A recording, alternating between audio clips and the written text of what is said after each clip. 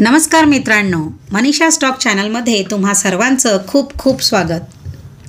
मित्रांनो, दीपक तांबोळी लिखित कथा माणुसकीच्या या कथासंग्रहातील जीवनातील सुखदुःखाचा शोध घेणाऱ्या काही कथा आपण ऐकत आहोत. चला तर मग अशाच छान कथेला आपण सुरुवात करूया. आजच्या कथेचं नाव आहे समाधान. रविवारची ती सकाळ. मी नाश्ता करून पेपर वाचत बसलो होतो. धुणी भांडी करणारी आजी तिचं काम आटपून निघाली. तेवढ्यात सौने तिला आवाज दिला, आजी थांबा जरा, रात्रीचं उरलेलं जेवण घेऊन जा.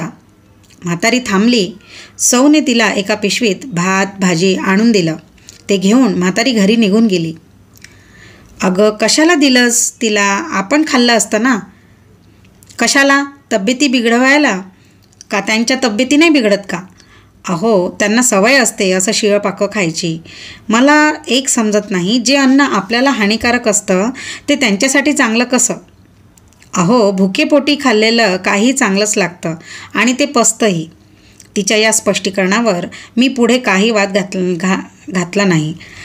त्याच्या आत ती किचनमध्ये निघून गेली. मला एक प्रसंग आठवला. मी लडाखला गेलो होतो. परत येताना तुफान पावसामुळे लँडस्लाईड झालं म्हणून थांबावं लागलं. जवळचे खाण्याचे सर्व पदार्थ संपले होते. रस्ता दुरुस्त झाल्यावर 48 तासांनी मनालीला पहाटे 5 वाजता पोहोचलो. तेव्हा भुकेने कासावीस झालो होतो. हॉटेलवाल्याकडे चौकशी केली. फक्त रात्रीच्या तंदुरी रोट्या आणि भाजी पडली आहे असं तो म्हणाला. रोट्या इतक्या वातड्या होत्या की तुटत नव्हत्या आणि भाजी तर जवळजवळ खराबच झाली होती. तरी पण भुकेच्या सपाट्यात आम्ही ते खाऊन टाकलं. वाटलं होतं आमच्या तब्येती बिघडतील, पण काहीही झालं नाही. सौच्या म्हणण्यात काहीतरी तथ्य असावं. पण असं शिळं अन्न नेहमी कुणाला, मग ती व्यक्ती गरीब का असेना, देणं मला योग्य वाटे ना. त्यातून ही म्हातारी ते शिळं अन्न आपल्या लहान नातींना देखील खाऊ घालायची. म्हातारीची मुलगी बाळंतपणात वारलेली. जावयाने दुसरं लग्न केलं. सावत्र आईचा आपल्या नातींचा जाच होऊ नये म्हणून म्हातारी दोन्ही लहानग्या नातींना घेऊन झोपडपट्टीत राहत होती. ती आमच्याकडे यायची. तेव्हा या नाती तिला भांडी घासायला मदत करायच्या. तेव्हा मला खूप वाईट वाटायचं. दुपारी म्हातारी भांडी घासायला आली तेव्हा मी तिला म्हटलं, आजी उद्या आमच्याकडे श्राद्ध आहे, तेव्हा दुपारी आमच्याकडेच जेवण करा आणि हो, तुमच्या नातींनाही घेऊन या हं. म्हातारी हो म्हणाली. सौने माझ्याकडे चमकून पाहिलं. तिला न विचारता आम्ही परस्पर निमंत्रण दिलेलं बहुतेक तिला आवडलं नसावं. दुसऱ्या दिवशी श्राद्धाचं सागर संगीत गरमागरम जेवण करताना म्हातारी आणि तिच्या नातींच्या चेहऱ्यावरची तृप्ती पाहून मला खूप समाधान मिळत होतं. त्यांचं जेवण झाल्यावर त्या निघून गेल्या. मी सौला म्हटलं, किती छान वाटतं ना गरीब लोकांना जेव घातल्यावर. हो तर चांगलं वाटतं ना, पण मला सांगा किती दिवस तुम्ही त्यांना असं जेव घालणार आहात? तिच्या प्रश्नावर मी गडबडलो. किती दिवस म्हणजे? अगं आजच्याच दिवस. मी बऱ्याच दिवसापासून बघते तुम्हाला त्यांच्याबद्दल फार सहानुभूती वाटते. नाही, ते तसं चांगलंच आहे म्हणा. तुमच्यात खूप माणुसकी आहे हे त्यावरून दिसून येतं. पण माणसानं प्रॅक्टिकल पण असावं असं मला वाटतं. म्हणजे कसं? मी विचारलं. बघा, प्रत्येकजण आपापलं नशीब घेऊन जन्माला येत असतो. कोणी झोपडपट्टीत, कोणी आपल्यासारखं 2 BHK तर कोणी मोठ्या करोडपतीच्या बंगल्यात तोंडात चांदीचा चमचा घेऊन येतो. जिथे आपला जन्म तिथले भोग नॅचरली आपल्याला भोगावेच लागतात. गरिबांचंही तसंच असतं.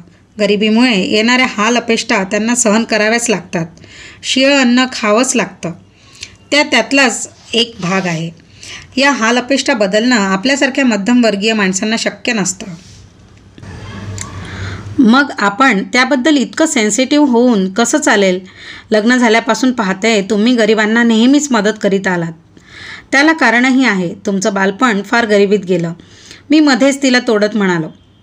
हो बरोबर आहे, पण त्यातल्या किती जणांनी त्याची जाण ठेवली आणि किती जणांनी तुम्हाला फसवलं याची तुम्हालाही कल्पना आहे. आणि तुम्ही तुमच्या स्वकर्तृत्वाच्या बळावर आज इतक्या वर आला आहात. तुम्हाला कोणी मदत केली ते सांगा. माझ्याकडे बोलायला शब्दच नव्हते. म्हणूनच म्हणते बी प्रॅक्टिकल.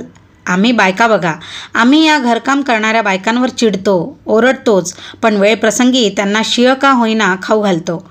दिवाळीला त्यांना कपडे घेतो. तुमच्यापेक्षा आम्ही नक्कीच भावनाप्रधान असतो, पण आम्ही वाहावत जात नाही. पण गरिबांना मदतच नाही करायची का? आणि त्यांना खाऊ घातलं की मला एक वेगळं समाधान मिळतं. त्याचं काय? अशी मदत करून आणि त्यांना खाऊ घालून तुम्ही तात्पुरतं समाधान मिळवताय. एखाद्या गरिबाला स्वबळावर आर्थिकदृष्ट्या सक्षम व्हायला मदत करा. ते समाधान कायमचं असेल बघा. तिच्या बोलण्यावर मी अवाक झालो, पण त्यातली सत्यता मला निःशब्द करून गेली. काय मित्रांनो, कशी वाटली कथा? आवडली ना? अशाच छान छान कथा ऐकण्यासाठी आपल्या मनीषा स्टॉक चॅनलला लाईक, शेअर आणि सबस्क्राईब करायला विसरू नका. धन्यवाद.